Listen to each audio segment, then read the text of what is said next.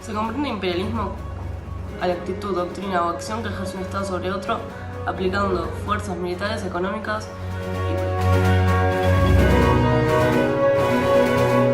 en el siglo XIX, potencias europeas y extraeuropeas llevaron a cabo una política de expansión que ya desde el comienzo del siglo se venían promoviendo. Esta nueva corriente, o nueva fase del imperialismo, se organizó en grandes imperios y generó grandes conflictos en la zona que desencadenaron en la Primera Guerra Mundial de 1914. Los estados imperialistas no pretendían reformas en la cultura de estos lugares donde dominaban, sino pretendieron una conquista profundamente sistemática. Con la expansión de los estados europeos se repartieron grandes porciones de territorio a lo largo del continente como África, Asia, Europa, pero en esta conquista no entró América. Luego del imperialismo podemos hablar del positivismo, que es una de las corrientes filosóficas más importantes que se expandió por toda Europa a fines del siglo XIX y a comienzos del siglo XX.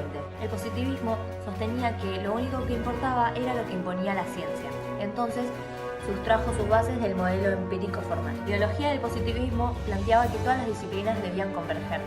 En cuanto a organización, se basaban en que solamente una ciencia era la que importaba y esa era la física. También defiende la idea de que la ciencia positiva era el acompañante fundamental para los movimientos culturales, económicos, políticos de una sociedad. Terminando con el positivismo, vamos a retomar con el imperialismo y cómo este fue manifestado en África durante más de 200 años. En primer lugar, voy a hablar de la Conferencia de Berlín. Esta fue convocada por Francia y Alemania y organizada por el canciller de Alemania, Otto von Bismarck, con el fin de resolver los problemas que estaba provocando la expansión colonial en África y su repartición. Dos países africanos conservaron su independencia, Etiopía y Liberia, este último bajo la protección de los Estados Unidos.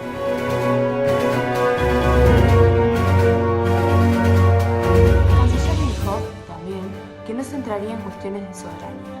A la conferencia asistieron 14 países, que se dividieron en dos grandes grupos.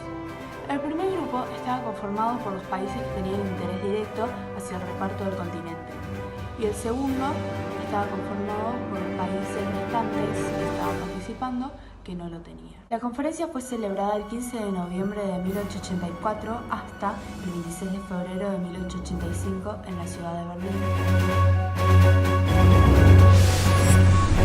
La incorporación de África al mercado mundial y su dominación por las potencias europeas atravesó dos etapas.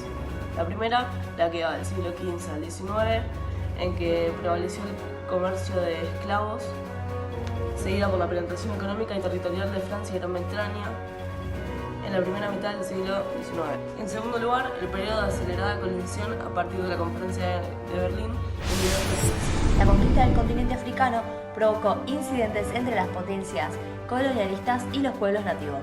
Las resistencias se llevaron a cabo de distintas maneras, desde feroces batallas contra los colonizadores hasta fugas hasta el interior de África. Entre los casos más claros se destacaron Etiopía y la Guerra Zulu. Los europeos llegaron a las costas africanas en el siglo XV, buscando el camino hacia las especias. En principio se instalaron en ellas para abastecer sus barcos, pero en poco tiempo encontraron un negocio altamente rentable, el comercio de oro, marfil y especialmente de hombres. Los portugueses comenzaron el tráfico transatlántico de hombres en la costa occidental de África a mediados del siglo XV. Inmediatamente se sumaron países como Francia, España, Holanda y Dinamarca. Los ingleses, que llegaron un poco más tarde, acabaron teniendo el liderazgo en el comercio negrero en relación con la explotación de azúcar en las Antillas y como proveedores de otros estados. La curiosidad científica, los intereses económicos y la preocupación misionera impulsaron a finales del siglo XVIII la exploración de África. Mungo Park, que entre 1795 y 1806 llegó al Alto Níger, fue uno de los precursores. Las primeras expediciones se centraron en el Magreb, el Sudán y la búsqueda de las fuentes del Nilo. Luego, con Livingstone, se orientaron hacia el África ecuatorial. A partir de 1870 y del viaje de Stanley, se abrió el camino a la colonización, y después de 1890, diversas misiones militares, como la de Furo Lamy, se encargaron de unir los territorios ya colonizados. Los imperios coloniales más extensos de África fueron el británico y el francés. Gran Bretaña trató de dominar una franja de norte a sur que uniera el Cairo con el Cabo, mientras que Francia quería controlar los territorios que se extienden entre Senegal y Somalia. Otras potencias europeas. En la mirada política, la superioridad militar fue responsable de que los europeos colonizaron en poco tiempo un continente tan grande como África, el factor determinante de que ese control se alargara en el tiempo hasta mitad del siglo XX. Durante interminables décadas del continente africano, vio cómo sus minas se vaciaban y sus árboles se cortaban, para beneficio de los extranjeros blancos que tenían el poder de la tecnología. Por otro lado, África es un país rico en recursos que a la vez es más pobre, ya que las empresas de tecnología usan sus minerales como el coltán para crear sus productos.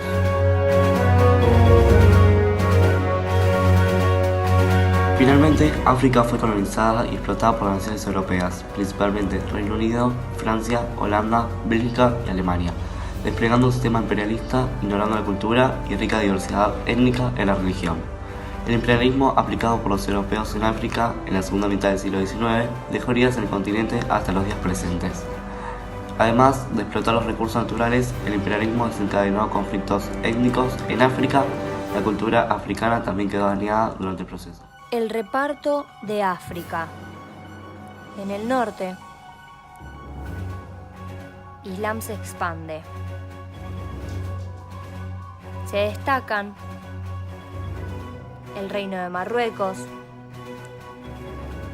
el Imperio de Kamembornu, el Imperio Wadai, que todos ellos son musulmanes. En el centro se desarrollaron otros reinos, como el Congo, Utsi y Etiopía, que todos ellos son cristianos. En el sur se desarrollaron las factorías europeas. En 1840 los holandeses fundan Natal.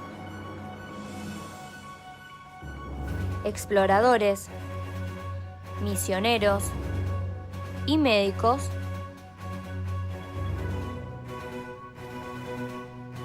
se adentran en el corazón del territorio, gracias al desarrollo de las comunicaciones e innovaciones en la medicina.